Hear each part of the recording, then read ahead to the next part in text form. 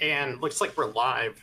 Thank you everyone for joining this brown bag lunch conversation. I tried to get the firm to approve and call it the dime bag conversation for lunch, but of course that wasn't, not really that cool. Might need to edit that out in the post live feed, but it's going to be a great, interesting lunch conversation on really what we're seeing out there in terms of the new FDA, not FDA, but DOJ focused guidance for DEA on regulating marijuana. And really it's kind of both a step forward and a step to nowhere. So I'm Royce Dumonet. I'm a partner in the Chicago, Atlanta office. I focus mostly on cannabis regulation, as well as life sciences and industries regulated by FDA, DEA, and the Federal Trade Commission. And my colleague, Allison. Hi, Allison Maurer. I sit in the New York office, consumer product retail, FDA, life sciences, traditional healthcare, and a little bit of privacy thrown in there just to spice things up a little bit. So thanks for joining us today. Yeah, absolutely. So, what's going on? Like, why is everyone talking about this DOJ guide rule, notice of proposed rulemaking out there? And, it's kind of, we have to look really at where we've come over this many years. And I'm not going to flash us back to summer '69 or anything like that, but we're really looking at, where have we come from 2018 Farm Bill to where we are now, which is really the conversation shifting from, well, marijuana is still bad and we're going to ignore it at the state level, Cole Memorandum world, to now we've got Health and Human Services getting involved, 2023 letter to the DEA recommending that marijuana go from Schedule 1 to Schedule 3. And that's a pretty big step, because if you think about it, back in the day when we were all monitoring the approval of Epidiolex, which is for a type of childhood seizure, CBD-based medication, the big question with Epidiolex was, what is DEA going to do when FDA comes at them and says, hey, you need to reschedule this? And Schedule 1 being, hey, there's no known medical use, product is highly addicting, absolutely horrible, to Schedule 3, which is, we've found efficacy, but there is the potential for abuse. Schedule 3 would be something like testosterone injections. Schedule 1 being, marijuana and MDMA, ecstasy, unfortunately, is Schedule 1 still. We lost that fight as well. But to where we are now, which is, May 16th, we've got DOJ essentially agreeing with Health and Human Services scientific support and review, saying that there is CAMU, currently accepted medical use of marijuana. And I know it says May, but I think it's pretty well founded. And then we get this notice of proposed rulemaking in May 21st with a comment period that starts July 22nd. So we're not there right now where I would say, we're going to see profound change and suddenly marijuana is going to be illegal across the country. The right way to frame it is really thinking about, what is marijuana going to do as a regulated drug product for the pharmaceutical industry? And, when you look, and Allison, I'll let you hear. Allison, do you want to jump in here? Because I can talk way too much. But, okay, marijuana, some things to kind of like, reset in our setting here is that, like, when you look at this guidance and you think about this notice of proposed rulemaking, I know I keep calling it guidance, but it's an NOPR. Think about the fact that marijuana is still federally illegal. We haven't really seen the profound change that we expect. We haven't seen a large degree of decriminalization, which is, a lot of people in industry say, well, we need to see decriminalization, medical, recreational, but we haven't seen that at the federal level. Marijuana still hasn't been officially rescheduled. Surprisingly, cocaine has a Schedule 2 rating, and marijuana is still Schedule 1 because cocaine has a medical use as basically stopping bleeding and surgery. But there's really no timeline for DEA. The other thing to keep in mind is that just because we have a notice of proposed rulemaking, time and time again, Allison and I have seen agencies really get excited about these notice of proposed rulemakings moving forward, changing policy, and then they just sit on it. They're like, okay, well, we had a notice of proposed rulemaking. We got your comments. Thank you very much. We're going to take 1,000 years to finally publish this final rule and turn it into regulation. And then maybe it survives whatever legal challenges are lurking out there that we didn't follow the Administrative Procedures Act. So the U.S. also, oh, go ahead, Allison. No, I was going to say, we've seen it happen before. It's not that uncommon for things to sit on the shelf for years. When HHS changed the common rule, it went from advanced notice of proposed rulemaking to notice of proposed rulemaking. Before it was proposed rule, it was a stretch of years before they actually moved. FDA's recent move on the regulating lab developed tests, which we actually just spoke about yesterday, that particular final rule moved pretty quickly from proposed rule. But prior to that, it had been swirling around that there were rumors that there was going to be an NPERM since 2014. So just because we've got a proposed rule doesn't necessarily hold DEA's feet to the fire in any particular timeline. We've heard some rumblings in the marketplace that there's some expectation that it'll happen before the end of the year.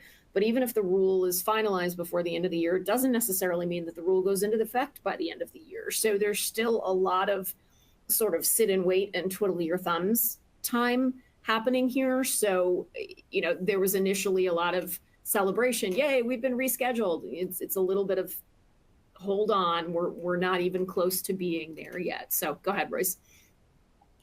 Absolutely. So, why should we break out, it's a funny story. I won't talk about breaking out Cheetos again, but why should we break out the small lunch-sized bags of Cheetos that you get on the bottom shelf of the grocery store? A couple of reasons. So what did happen is, look, we're going to get a lot of public comments, and some of those public comments are going to be exceptionally sophisticated and may form the basis of framing other arguments and discussions down the line with how the government should be thinking about regulating marijuana. And they do have to consider those comments. You absolutely have to consider those comments. So that will be interesting, seeing responses. And one of the things that we look for as regulatory lawyers is we like to see how the government responds to comments and proposed rules, because a lot of times those responses and the comments form additional grounds for policy and justification.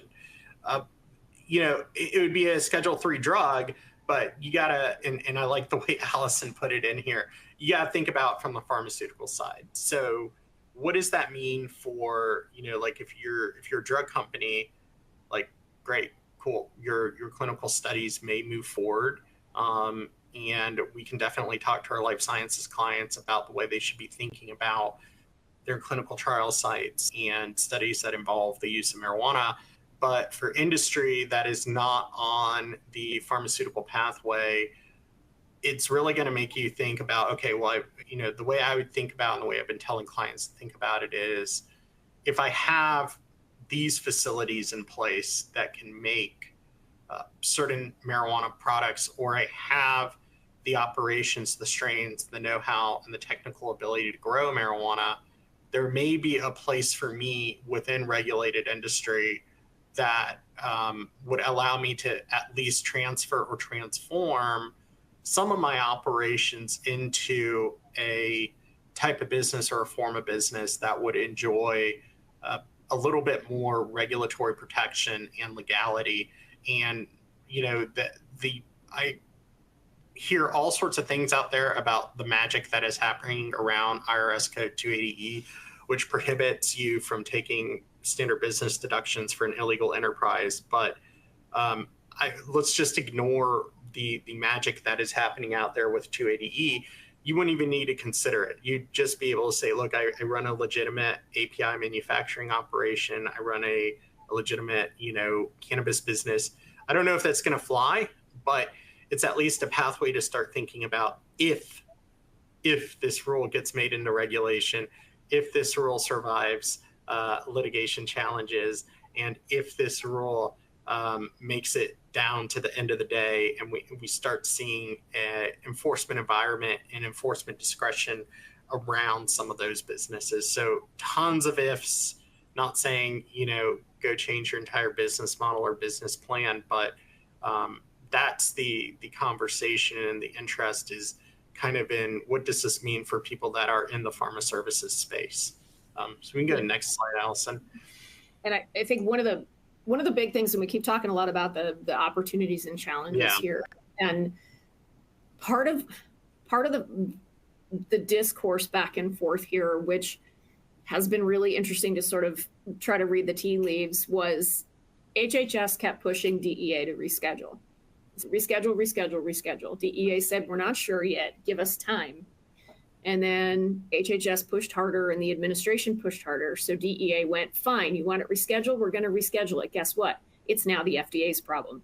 So even if and when they finalize the proposed rule, FDA is going to have to set up a regulatory framework under which we are managing now a Schedule III drug. So as we've been saying, yes, we're going to open the door for clinical research. So if you're a research organization, if you're in the CRO, the CMO space, you're doing pharma services, you're doing manufacturing, you're doing fill finish, there may be an opportunity here to really jump in and use your industry's expertise. Part of the challenge is, though, like manufacturing, we don't have really much of a hint at this point as to what manufacturing is really going to mean. Is that going to be all growers are going to have to register as manufacturers? Is it just the manufacturers who are going to be compressing product? And then we're dealing with research product as opposed to finished product. So there's a lot of questions that are going to circle around even the clinical research piece of this, that, yeah, great opportunities if you're already in this space, maybe hone and tweak the way that you're operating and start thinking about how you can start offering your services in this space. But also considering that there is so many unknowns and even things like growing the product. Is it only going to be certain strains that are approved? Everybody's got their proprietary strain right now in the marketplace. What about CBD? What about THC? What about, CBG and all of sort of these other components and concentrations? Are we going to have to test and approve everything that's, THC 10% plus CBD 10%, THC 12% plus CBD 8%? Is there going to be a requirement to do clinical trials on each and every concentration that's out there? And, how does FDA respond to that changing marketplace? And it's not even talking about the synthetic, which would not be included here, but, sort of how do we address that? And what's the intent here? I think that's still a huge question, is the growers. And, are we going to stick initially with the growers who are currently registered for research? Is, FDA and DEA, or is DEA going to register all growers now? And what if you don't register? So there's so many open questions as far as the research piece and the manufacturer for researching, that I think that's something that's worth considering if you are already in this space, is sort of how do you make that shift? How do you start planning to make those adjustments? Yeah, no, those are great points, Allison. And I think there is a lot of opportunity, but unfortunately, like in this space, we're always looking for nuggets and snippets. The other thing I would say is, like, again, there's been no indication that, outside of, where we have seen enforcement with actors that are not necessarily following the market norms, we're not seeing, this doesn't indicate a sudden shift today in enforcement policy or enforcement priorities, but again, kind of what Allison was saying is, if this rule becomes a new rule, there's going to be a lot of more enforcement and regulation coming down the line. And we could also look to seeing, a different sort of, you're either in compliance or out compliance regime potentially percolate out from this. So again, it's, I try to help clients, and we try to help clients find certainty in this space so that they can try to hedge risks and adjust risks. But, until this thing becomes a finalized rule and we get there, it's going to be a continued situational uncertainty. But the good thing is we're not seeing like a sudden shift in cannabis policy at the enforcement level. And I don't have, look, I'm not Trump's fortune teller. I'm not Biden's fortune teller, but both candidates, neither candidate has indicated any preference whatsoever to change the norms that exist today when it comes to cannabis and marijuana. Go next slide. So what do we do right now? A little plug for our firm. Allison and I have both submitted comments and helped clients submit comments to the Federal Register on these. A lot of times, the way we should think about it is when submitting comments, we have the opportunity to submit comments right now. And comments do matter, and comments do sometimes make it into the final rule. But if you want to submit comments and you really think that there needs to be a place for the way you're thinking about submitting your comment, there's a legal strategy involved with that. It's not necessarily logging on to federalregister.gov and then saying like, I really think that marijuana is great. It helped my cat with my cat's bad legs. Submit comment. There's a more nuanced comment posting strategy, which is, where do we want this comment to go? How do we want this comment to eventually be impacted in the rule? And then what sorts of conversations should we be having with the agency on at the same time as we submit this comment? And should we be submitting this comment as our own company, as ourselves, or should we try to think about forming a coalition or a group? And that's something that, the firm can help you with, McGuireWoods Consulting can help you with. But, I would say that it is a good idea to submit a comment if you're looking for the final rule to be different than the way it is written now. And one of the things you can do too is you can actually read the comments that are currently posted, and you can sort of dig around and see if maybe there is a comment that you can, that aligns with your goal that you can piggyback off of, also sort of give you a little bit of guidance. I will say many of the comments that are in there are a little bit like, marijuana is great and it helped my cat. It's about time. There's a lot of just kind of standard comments, but there's also some industry comments. And, the DEA, as well as FDA, will look to these comments to help them shape the policies. And they do generally thoughtfully respond to most comments. And often they'll sort of group the comments into categories. These comments had to do with manufacturing. These comments had to do with growing. And they sort of build the policy off of those comments. And I think part of what's going to slow this process down as far as getting a final rule out there is, if we've already got 25,000 comments, we've got another month, there's going to be a lot of separation and a lot of just trying to categorize what these comments are, and, kind of putting aside the silly ones, the yay, bro, 420, they're going to need to cull those out and then seriously review the really good industry-based comments and sort of, they do respond. And that's where regulatory attorneys like us, like, as Roy said earlier, we really dig deep into the responses to the comments, because it sometimes gives a really good view of what the thinking is. And you can sometimes pull out a tiny little nugget of information, which can help you take a position and defend a position in the future. So, if you're serious about responding, if this is going to affect your business, recommend taking a look at some of the comments that are already there, seeing the ones that align with you, and even responding to other comments and saying, look, we noticed comment number 1, 2, 3, 4, 5 mentions this. We disagree. Here's why. So take it as you've still got about a month to pull together a comment. If you do want to comment, think it through, make sure that it's strategically planned.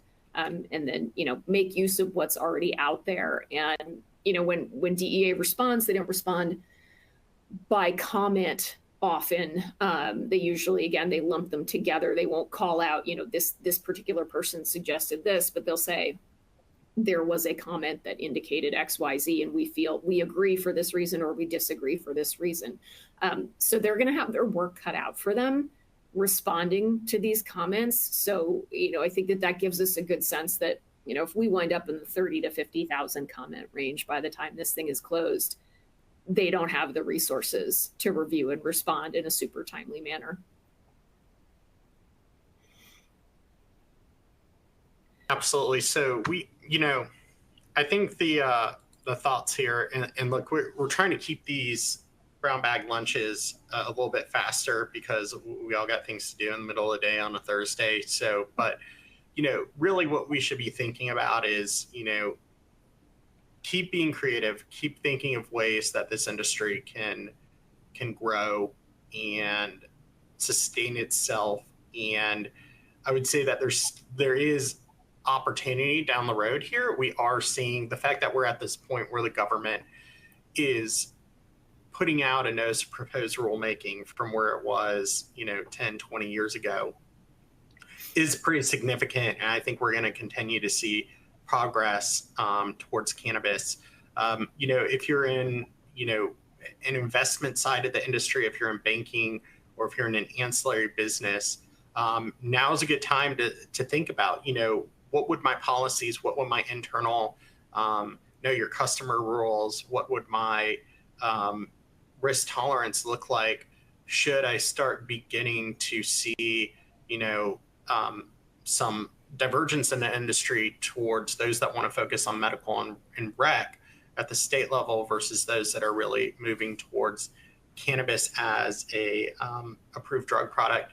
The other thing is, if you're in the clinical research space and, you see this, I think if this rule becomes, notice of proposed rule becomes a regulation, we're going to see a lot easier entry and opportunities for clinical trials and CROs and those that are in sort of the clinical research space to be conducting and carrying out these studies without as much hassle on the front end if it's coming from, what may be an approved cannabis grower, manufacturer, or clinical research site for the drug approval process. So opportunities out there. And the way I try to tell clients to think about this is we've got a valley that has now, a small narrow channel of clearance that looks to be emerging in this area. And it's not necessarily the broad legalization we were hoping for, but it's an area to play that if it becomes approved and becomes a regulation, we can maybe live in a world where 280E doesn't exist.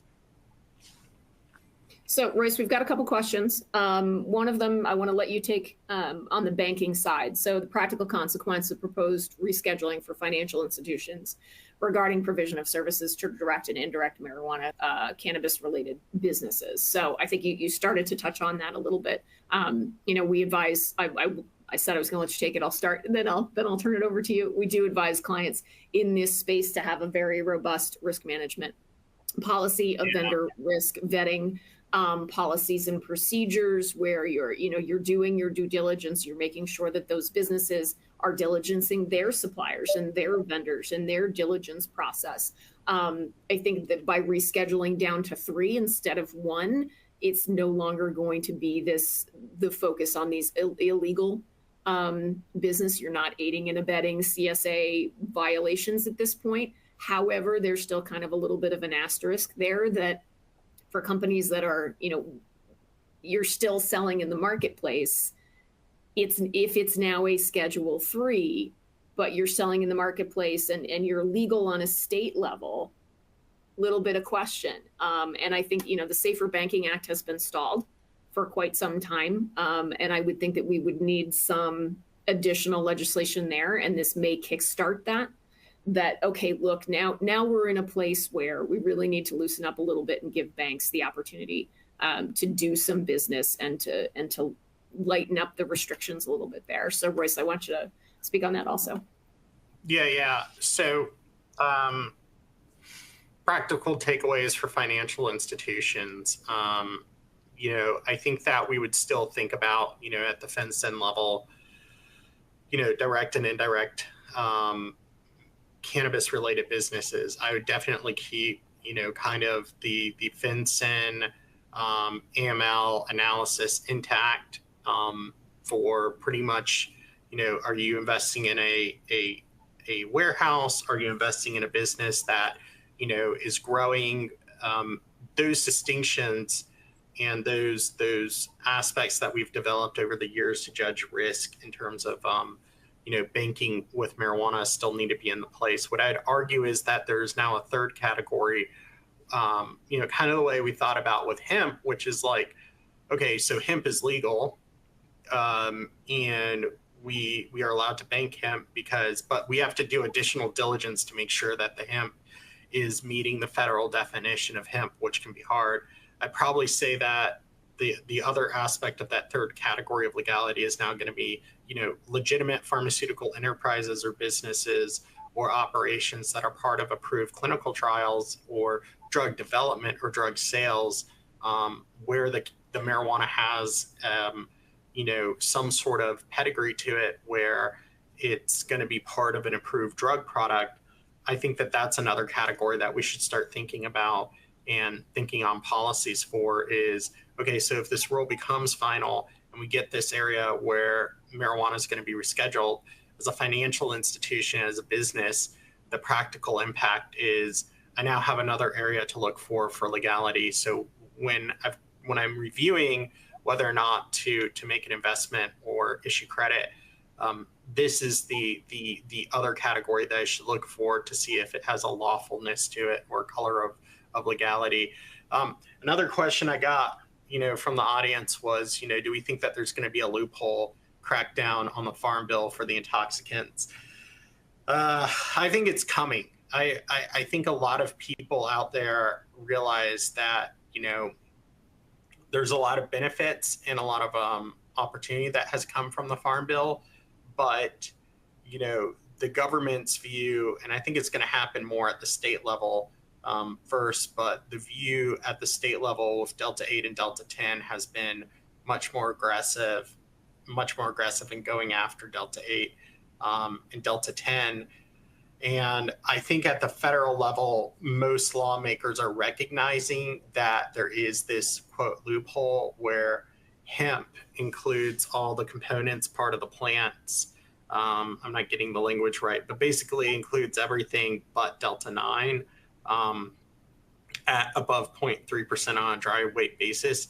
I think that we are going to see the federal government eventually close the loophole and start looking for ways to regulate Delta 8 and Delta 10 consistent with the present federal marijuana policy, which is that marijuana is illegal except in these instances. I also think that we're going to see more focus and more interest on really defining what does 0.3% THC on a dry basis mean. I think that there's been a lot of complex mathematics on what does it mean to have 0.3% THC.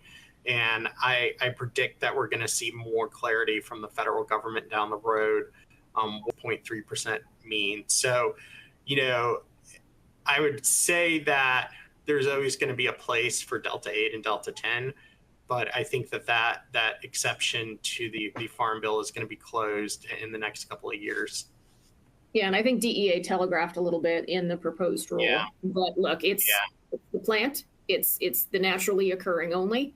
The synthetic stuff is not included. FDA has been rattling its sabers a little bit with some warning letters over the last 6 months to 9 months, saying, hey, you got to stop selling this stuff. We don't think this is good. I just don't think, and respectfully, we love the FDA. We work with the FDA from time to time and respect their positions, but I think that they're not resourced well enough to go after every manufacturer that's out there. They're going after the low-hanging fruit, which are the websites that are advertising Delta 8, Delta 10 cures cancer. They're really trying to get the egregious bits and pieces off the internet, but they just aren't resourced enough to go drugstore to drugstore. Same issue with Kratom and some of the other things. They just don't have the resources to follow up. And I think if once we've got a little clearer indication of this, Schedule 3 is only the naturally occurring product, FDA and DEA can then focus some of their resources on shutting down those other products. And I do think that we are going to see a little bit more enforcement in this space. And to Royce's point, some of the states have already taken action. But the one thing that the proposed rule does not address really is the state interaction, and that is still going to continue to be problematic unless and until we have some additional legislation here. So the rescheduling is quite literally the tip of the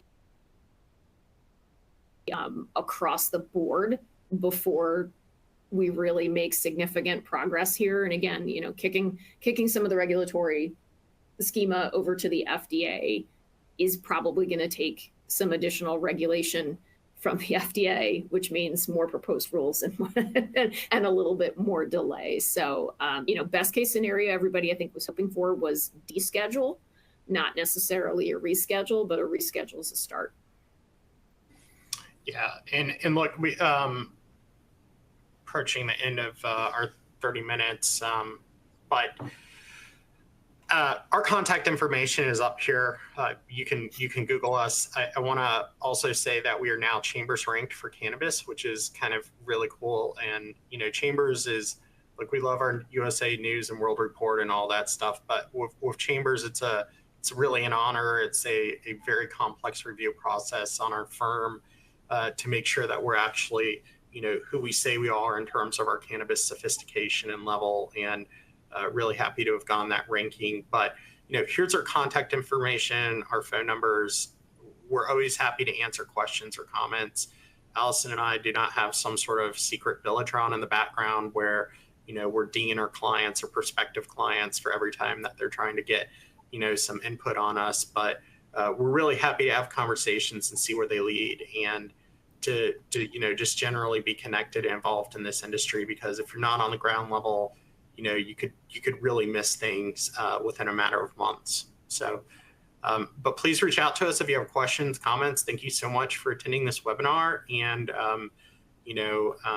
I would. Oh, last thing I want to say is I am wearing my Colorado tree shirt today, and Allison is wearing green as well. So we're also down to vibe if you happen to be in our city.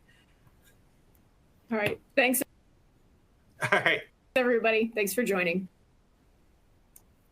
Thanks, everyone.